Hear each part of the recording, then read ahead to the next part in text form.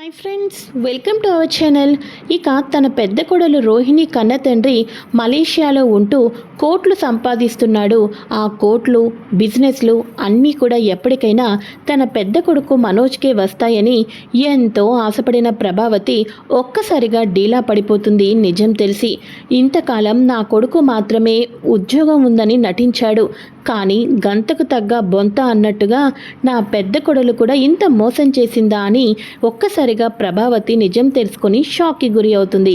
మరి ఇంతకాలం రోహిణి దాచిపెట్టిన నిజం ప్రభావతికి ఏ రకంగా తెలిసిందో తెలుసుకోవాలి అనుకుంటే ఫ్రెండ్స్ తప్పకుండా ఈ వీడియోని చివరి దాకా చూసేయండి. డైలీ నోటిఫికేషన్ కోసం ఛానల్ని సబ్స్క్రైబ్ చేసుకోండి ఫ్రెండ్స్. ఇక మొత్తానికి అయితే ప్రభావతి మీనా మీద రెచ్చిపోతూ ఉంటుంది కదా. అడ్డమైన వాళ్ళ చేతి కూడా నీలాంటి వాళ్ళ మూలాన నేను తల దించుకొని మాటలు పడాల్సి వచ్చింది అని చెప్పేసి అంటూ ఉండగా, అత్తయ్య నిన్ను జాగ్రత్తగానే పెట్టాను అత్తయ్య అని అంటున్నప్పటికీ కూడా ఇక రెచ్చిపోతూ ఉంటుంది ప్రభావతి. ఆగండి, ఎందుకంటే అనవసరంగా నిజం తెలుసుకోకుండా మీనా మీద నిందలు వేస్తున్నారు. అసలు ఆ లాకెట్టు, ఆ చైను అంతా కూడా తీసింది మీనా కాదు. అసలు ఈ విషయం ఎవరికీ తెలీదు, ఆ చంద్రకాంతం ఆంటీనే తీసింది అని నిజం చెప్పడంతో, ఏంటి అదే తీసి మళ్ళీ అదే తిట్లో తిట్టిందా అని చెప్పేసి ఒక్కసారిగా షాక్ అయిపోతే జరిగిందంతా కూడా శృతి అయితే చెప్తుంది. అమ్మో చూసావా, నువ్వు నిజం తెలుసుకోకుండా అనవసరంగా నోరు మన మీనా మీద పాడేసుకున్నావు అని చెప్పేసి ఇక తన భర్త అయితే అంటూ ఉంటాడు ప్రభావతికి. ఇక పక్కనే ఉన్న బాలు అయితే, ఏం లక్షావతి, ఇప్పుడు నీ కళ్ళు నీ చెవులు అన్నీ వినిపిస్తున్నాయా? ఏ తప్పు చేసినా కూడా బయట వాళ్ళ ముందు ఇంట్లో ఉన్న వాళ్ళందరూ కూడా మీనా మీనా మీనా, ఇప్పుడు ఈ తప్పు చేసింది ఆవిడని తెలిసింది కదా, మరి వెళ్తావా? వెళ్ళి నట్టింట్లో అలానే ఇప్పుడు గొడవపడి వస్తావా? రావు. ఎందుకంటే అక్కడ మన చెల్లెలు ఉంది కాబట్టి. నీ కూతురుకైతే ఒక న్యాయం, నీ కోడలకైతే ఒక న్యాయమా? ఇప్పుడైనా అర్థమైందా నా మీనా ఎలాంటిదో అని? నా మీనా తన పుస్తెలు చేయించుకుందాం అనుకుంటే దాన్ని కూడా మౌనిక కోసం ఇచ్చేసింది. అటువంటి మీనాని అద్దం పద్దం లేకోకుండా మాట్లాడడం కరెక్ట్ కాదు, గుర్తు పెట్టుకో అని చెప్పేసి పద మీనా లోపలికి వెళ్దాం అని చెప్పేసి మీనానైతే తీసుకొని వెళ్ళిపోతారు.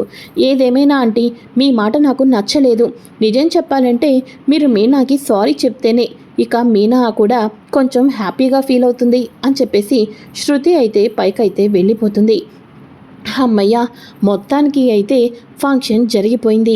ఫంక్షన్ కోసం రూపాయి ఖర్చు పెట్టకపోయినప్పటికీ కూడా ఇక నా దగ్గర మాత్రం ఇన్ని డబ్బులు వచ్చేసాయి అని చెప్పేసి మనోజ్ అయితే చాలా హ్యాపీగా డబ్బులు లెక్క పెట్టుకుంటూ చాలా సంతోషంగా ఉంటాడు. ఆ డబ్బులు లెక్క పెట్టుకుంటున్న మనోజ్ని చూసి పక్కనే ఉన్న రోహిణి, మనోజ్ ఏంటి ఆ డబ్బు చూసి అంత సంతోషపడిపోతున్నావు అని అంటూ ఉంటే, వాడంటూ ఉంటాడు కదా నాకు జాబ్ లేదని చెప్పేసి వాడిస్తున్న డబ్బులే రోజుకు 1000 రూపాయలు తీసుకొని ఇంటర్వ్యూకి వెళ్తున్నానని. ఇప్పుడు వాడి బోడి డబ్బు ఎవరికీ అవసరం లేదు, నా దగ్గరే చాలా ఉన్నాయి అని అంటూ ఉండగా, ఇలా అంటున్నానని ఏమీ అనుకోవద్దు మనోజ్. ఇక బాలు అంటే కష్టపడి సంపాదించిన డబ్బు, కానీ ఇవి ఒకరి కాలు కడిగితే వచ్చిన డబ్బు.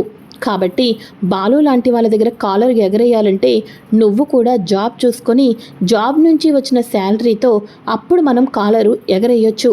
విన్నావు కదా, కాలు కడిగినందుకు డబ్బులు ఇచ్చాడని మనల్ని చాలా ఎటకారంగా మాట్లాడతాడు. కాబట్టి ఇక ఈ డబ్బు గురించి ఎక్కువగా వాళ్ళ దగ్గర మాట్లాడద్దు. ఆ డబ్బుని కూడా కనిపించుకోకుండా జాగ్రత్త చేసుకో, లేకపోతే నాకు ఇవ్వు, నేను జాగ్రత్త పెడతాను అని చెప్పేసి అనగానే, నువ్వు ఏం చెప్పినా నా గురించే చెప్తావు కదా, నీలాంటి భార్య రావటం నాకు చాలా సంతోషంగా ఉంది అని చెప్పేసి ఇక మనోజ్ అయితే రోహిణిని అంటూ ఉంటాడు. ఇక మార్నింగ్ అవుతుంది. మార్నింగ్ అవ్వంగానే, హలో మీ అందరికీ మర్చిపోయాను, ఇక షీలా డార్లింగ్ రాత్రి జరగబోయే ఫంక్షన్కి అందరినీ రమ్మని చెప్పేసి అనింది, కాబట్టి అందరం వెళ్ళాలి అని చెప్పేసి బాలు అంటూ ఉండగా, ఒక్కసారిగా నాకు కుదరదు, నేను రాను అని చెప్పేసి మనోజ్ అయితే చెప్తాడు. ఏంటి పాపం పార్కు బోసిపోతుందని చెప్పా, రాలేను అంటున్నావు అని అనగానే, ఏంటి బాలు 24 గంటలు కూడా మా ఆయనతో మాట్లాడినప్పుడు పార్కు గురించి తప్ప ఇంకేమీ మాట్లాడలేవా? ఎదుట వాళ్ళకి ఎలా రెస్పెక్ట్ ఇవ్వాలో నీకు అస్సలు తెలీదా అని అనగానే, హలో పార్లరమ్మ, కూల్ నీ భర్తను అన్నానందుకు నీకు కోపం వచ్చిందా? సరే అయితే మనోడు పార్కులో తిరగడం ఎందుకు? ఉద్యోగం సద్యోగం కోసం చెప్పులు అరిగిపోయేటట్టు రోజుకు 1000 రూపాయలు ఖర్చు పెట్టి ఊరంతా తిరిగి ఇంటికి రావటం ఎందుకు? మీ నాన్న మలేషియాలో ఉన్నాడు కదా, మీ నాన్నకి బోల్డని బిజినెస్లు ఉన్నాయి కదా, ఒక బిజినెస్ ఏదో అల్లుడి చేత పెట్టించమని చెప్పు, మీ నాన్న చేత బిజినెస్ స్టార్ట్ చేయమని చెప్పు అని చెప్పేసి బాలు చెప్పంగానే ఒక్కసారిగా షాక్ అయిపోతుంది పక్కనే ఉన్న రోహిణి. ఇదంతా వింటున్న ప్రభావతి, ఏరా ఏదో ఒక కారు డ్రైవింగ్ చేసేస్తున్నాను అని అనుకుంటా నీకే ఉంటే, ఇక రోహిణి వాళ్ళ నాన్న కోట్ల బిజినెస్లు చేస్తున్నాడు. నీకో విషయం తెలుసా?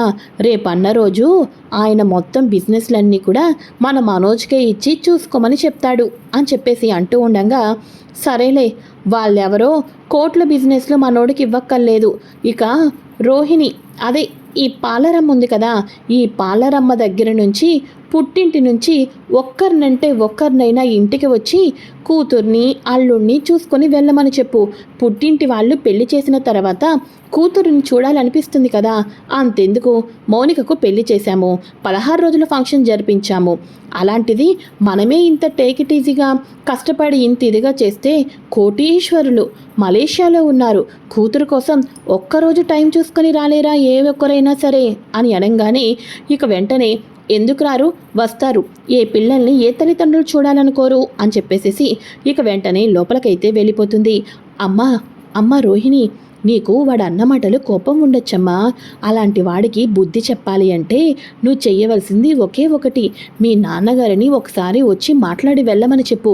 దెబ్బకి వాడు ఎప్పుడూ కూడా నిన్ను కానీ మనోజ్ని కానీ వేలెత్తి చూపటానికి భయపడతాడు. వాడికి పొగరు అనచాలంటే నువ్వే ఏదో ఒకటి చేసి మీ వాళ్ళను రమ్మని చెప్పమ్మా అని అనగానే, దేవుడా నిజంగానే నా పుట్టింటి వాళ్ళంటే వాళ్ళే ఎవరే లేరు కదా, లేని తండ్రిని ఎక్కడి నుంచి తీసుకొని రావాలి, తీసుకొని రాకపోతే నేనిక్కడ బుక్ అయిపోయేటట్టే ఉన్నానే అని చెప్పేసేసి ఇక ఒక్కసారిగా అయితే మొత్తానికి అలాగే ఆంటీ, ఆయన అక్కడి నుంచి రావాలి కదా, కాబట్టి నేనే ఏదో ఒకటి చేసి రమ్మని తప్పకుండా చెబుతాను అని అనగానే, నా సరేనమ్మా, నా బంగారం నా కోడలు అని చెప్పేసేసి ఒక్కసారిగా ప్రభావతి అయితే కిందకైతే వెళ్ళిపోతుంది. ఆ తర్వాత వచ్చేసేసి ఇక తన భర్త ఆలోచిస్తూ ఉండగా, ఏంటండి ఏం ఆలోచిస్తున్నారు? మన మౌనిక ఫంక్షన్ కూడా ఎటువంటి గోలా లేకుండా మంచిగా జరిగింది, అందులోనూ కూడా బాలు ఉండడేమో అని మీరు బాధపడ్డారు, కానీ బాలు చేతుల మీదుగానే జరిగింది కదా, ఇంకెందుకండి అంత దిగాలుగా కూర్చున్నారు అని అనగానే, ఫంక్షన్ బాగానే జరిగింది ప్రభావతి, కాకపోతే ఆవిడ మనల్ని ఎన్నెన్ని మాటలు అనింది అవన్నీ తెలుసు, కానీ పక్కన ఉన్న వాళ్ళు మాత్రం అలా మాట్లాడద్దు అని ఆవిడికి ఒక్కరు కూడా నచ్చ చెప్పి చూడలేదు.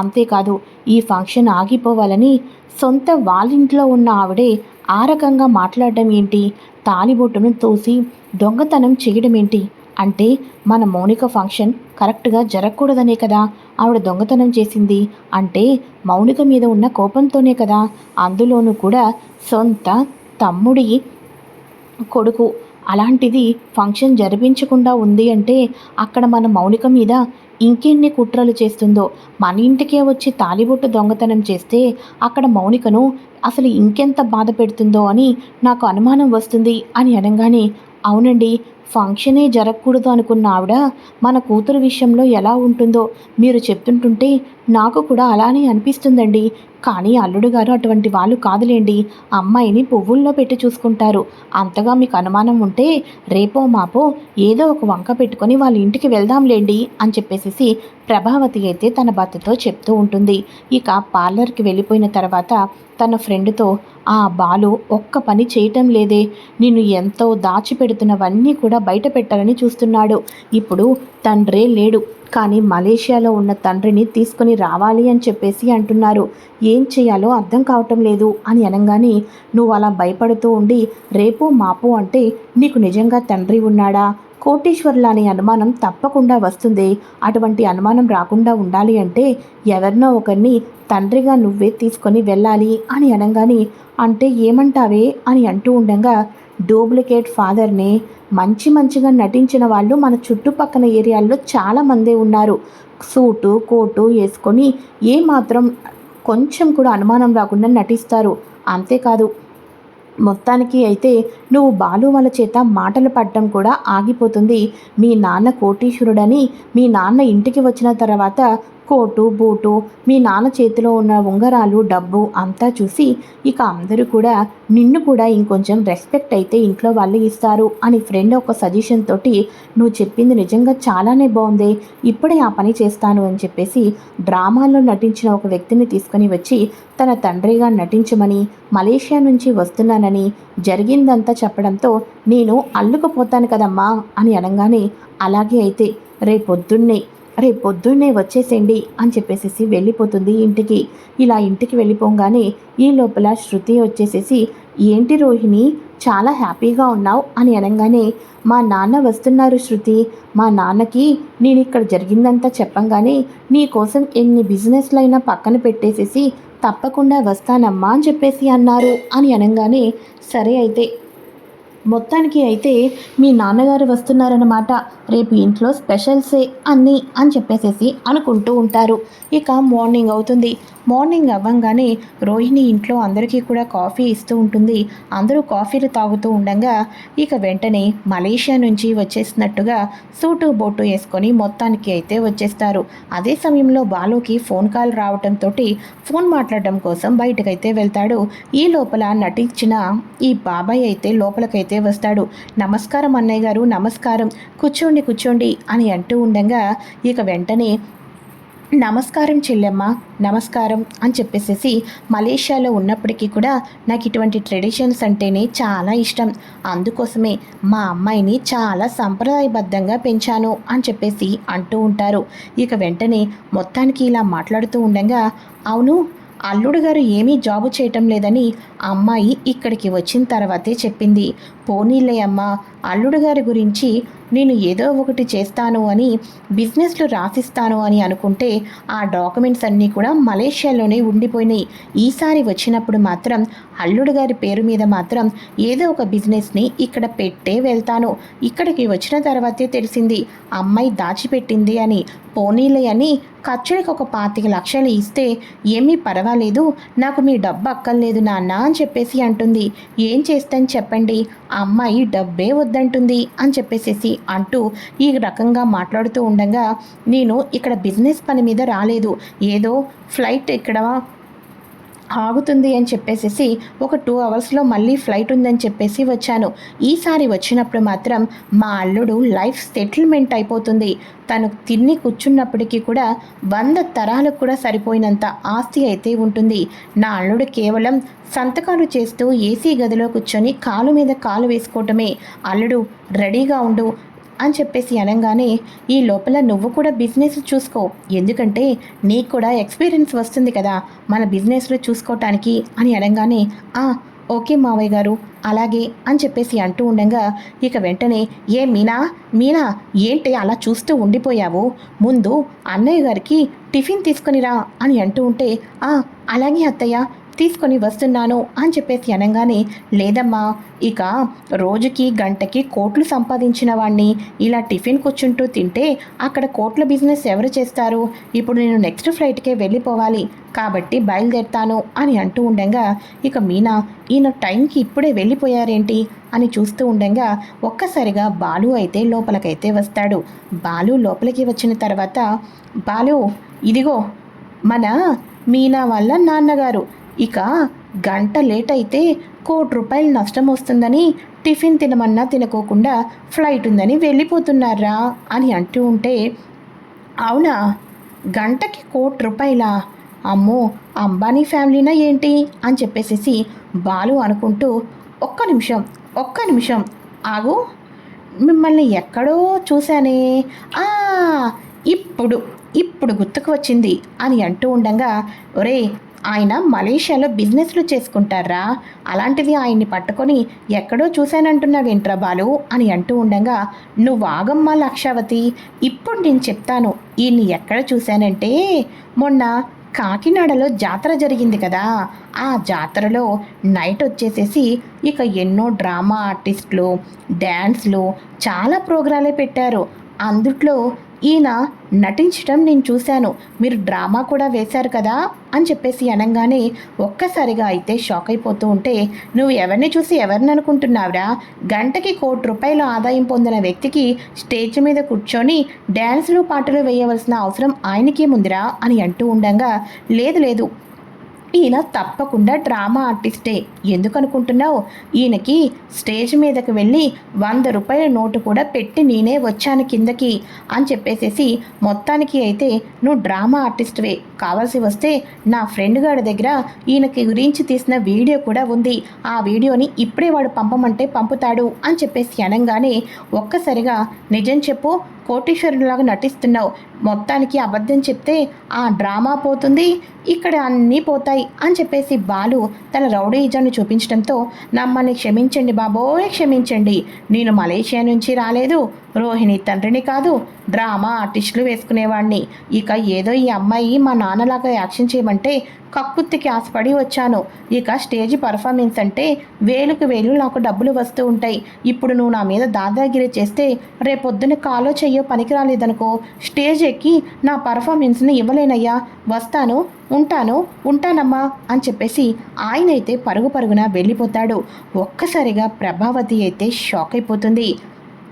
ఏంటి పాలరమ్మ, ఇంతవరకు మా వాడే ఉద్యోగం సద్యోగం లేక పార్కులో వెళ్ళి టైంపాస్ చేసుకొని వస్తున్నాడు అనుకున్నాం, నువ్వు కూడా మా వాడికి తగ్గ జోడేవి అని ఇప్పుడు అర్థమైంది. ఏకంగా డూప్లికేట్ తండ్రిని తీసుకొని వచ్చావు. నీ తండ్రి మలేషియాలో గంటకి ₹1,00,00,000, వినేవాడు ఉంటే ఎన్నైనా చెప్తారు అని బాగానే చూపించావే. అవును, ఇంతకీ నీ కన్న తండ్రి మలేషియాలో లేడు అని తెలిసిపోయింది. ఇంకా ఇంకెన్ని నాటకాలు చేశారో, ఇంకా మనకు తెలియనివి ఇంకెన్ని ఉన్నాయో ఏంటో అని అంటూ ఉండగా ఇక వెంటనే పక్కనే ఉన్న ప్రభావతి, అమ్మ రోహిణి, మీ నాన్నని డూప్లికేట్ నాన్నని తీసుకొని వచ్చి చూపించావా? ఏంటమ్మా ఇదంతా కూడా అని అంటూ ఉంటే, ఎందుకంటే తండ్రి కోటీశ్వరుడు అయితే నిజంగానే తీసుకొని వచ్చి చూపించేది, కానీ తండ్రి కోటీశ్వరుడు కాదు కాబట్టే ఈ రకంగా నటించిన వాళ్ళని తీసుకొని వచ్చింది పాలరమ్మ. సరిపోయింది, వాడు ఉద్యోగం లేదని చూపిస్తే ఈవిడేమో తండ్రి కోటీశ్వరుడని చెప్పింది అని చెప్పేసి అనగానే, చూడు బాలు, నువ్వు ఎక్కువ మాట్లాడుతున్నావు. నా భార్య ఎందుకు ఇలా చేసిందో నేనైతే అడగటం లేదు, ఇవన్నీ నాకు తెలుసుకోవాల్సిన అవసరం లేదు. కానీ నేను రోహిణిని పెళ్లి చేసుకున్నది తన తండ్రి మలేషియాలో జాబ్ చేస్తున్నాడని కాదు, మనసు చూసి ప్రేమించి పెళ్లి చేసుకున్నాను. తన మనసు నాకు నచ్చింది, అందుకోసమే తనకి దగ్గరయ్యాను. తన తండ్రి మలేషియాలో ఉంటే నాకేంటి, ఎక్కడుంటే నాకేంటి, మా భార్యాభర్తలు ఇద్దరం కూడా సంతోషంగా ఉండాలి అని చెప్పేసి అంటూ ఉండగా ఇక వెంటనే ప్రభావతి రోహిణి గురించి మొత్తం తెలుసుకుంటుంది. నేను మోసపోయాను, నాకు తగ్గట్టుగానే ఇంతకాలం నటించింది అన్న విషయం తెలుసుకున్న తర్వాత ఇంకా పూర్తి డీటెయిల్స్ అన్నీ కూడా తర్వాత రోహిణిని అడిగి తెలుసుకుందాం. బాలు అయితే ఇంకా రోజు కూడా పెద్ద కొడుకుని ఇబ్బంది పెడతాడని చెప్పేసి, ఏంట్రా బాలు ఏంటి, ఇప్పుడు గనక వీళ్ళిద్దరికీ గొడవలు జరిగితే వీళ్ళ నాన్న ఎట్టి పరిస్థితుల్లోనూ కోటీశ్వరుడు కాదని తెలిస్తే ఇక మనోజ్కి రోహిణికి విడాకుల దాకా వెళ్ళిపోతాయి. అప్పుడు నా కొడుకు జీవితం ఒంటరిగా అయిపోతాడు. ఇక నా కొడుకు జీవితాన్ని చూసి బాలు ప్రతిరోజు ఎక్కిరిస్తూనే ఉంటాడు. వీళ్ళిద్దరూ కూడా కలిసిమెలిసి ఉండాలి అంటే ఇప్పుడు నేనే సపోర్ట్ చేయాలి అని చెప్పేసి, ఒరే ఆ అమ్మాయి ఏ పరిస్థితుల్లో చేసిందో నేను తెలుసుకుంటాను, అంతే తప్ప వాళ్ళిద్దరూ ఒకరిని ఒకరు అర్థం చేసుకున్నారా, అలాంటి వాళ్ళకు నువ్వు గొడవలు పెట్టాలని చూస్తావేంటి, వెళ్ళు మర్యాదగా ఇక్కడి నుంచి. వాళ్ళిద్దరూ మంచి జంట, వాళ్ళ నాన్న మలేషియాలో నుంచి ఎందుకు ఇప్పుడు రాలేదో అన్నది నీ కారణమే అయి ఉండొచ్చు. అర్జెంటుగా అనేసరికి కోట్లు సంపాదించిన వాళ్ళు ఎందుకు వస్తారు, కాబట్టి నీ గోల భరించలేక అలా నటించేవాడిని తీసుకుని వచ్చి నటించమని ఉంటుంది. ఏ అమ్మ రోహిణి, అంతే కదా అని అనగానే, అవునత్తయ్య గారు అవును అని చెప్పేసి లోపలికైతే వెళ్ళిపోతారు. ఇక మన బాలు ఉన్నో మీనా ఎందుకని చెప్పేసి రోహిణి మొహంలో అంత కంగారు భయం కనిపించింది అంటే నిజంగానే రోహిణి కూడా తన గురించి ఏదో దాచిపెడుతుందనుకుంటా. అందుకోసమే అంత కంగారు పడుతుంది అని అనగానే అవునవును, పాలరమ్మ ఒకటే భయంతో వణికిపోతుంది. మనం తలుచుకుంటే ఆ భయం వెనకాతల అసలు కారణం ఏంటో చిటికెలో తేల్చేస్తాను అని బాలు అంటూ ఉంటాడు. ఆ తర్వాత ప్రభావతి పక్కకు పిలిచి వాడి దగ్గర ఏదో అలా మాట్లాడానమ్మా, రేపొద్దున నుంచి లేకపోతే మిమ్మల్ని మొహం కూడా ఎత్తుకొనివ్వకుండా వాడు మర్యాద అనేది లేకుండా మాట్లాడతాడు. ఇప్పుడు చెప్పమ్మా, ఎందుకని మీ నాన్నని డూప్లికేట్ నాన్నని తీసుకొని వచ్చావు? ఏ ఆడపిల్ల కూడా అలా చెయ్యదు కదా. అసలు మీ నాన్న ఉన్నారా? నిజంగానే మీ నాన్న కోటీశ్వరుడా? మలేషియాలోనే ఉన్నాడా? చెప్పమ్మా చెప్పు అని చెప్పేసి రోహిణిని నిలదీస్తూ ఉంటుంది ప్రభావతి. ఈ రకంగా ఎపిసోడ్ అయితే ముగుస్తుంది. మరి రేపటి ఎపిసోడ్లో ఇక రోహిణి మీద అనుమానం వస్తుంది కదా బాలు మీనాకి. ఇక బాలుకి మీనాకి రోహిణి ఒక పిల్లాడి కన్న తల్లి కూడా అన్న విషయం తెలుసుకున్న తర్వాత మనోజ్ జీవితం పాడైపోతుందని చెప్పేసి మీనా నిజం తెలిసినప్పటికీ కూడా తన భర్తకి కూడా చెప్పకుండా మౌనంగా అయితే ఉండిపోబోతుంది రానున్న ఎపిసోడ్లో. ఇది ఫ్రెండ్స్ లేటెస్ట్ ఎపిసోడ్.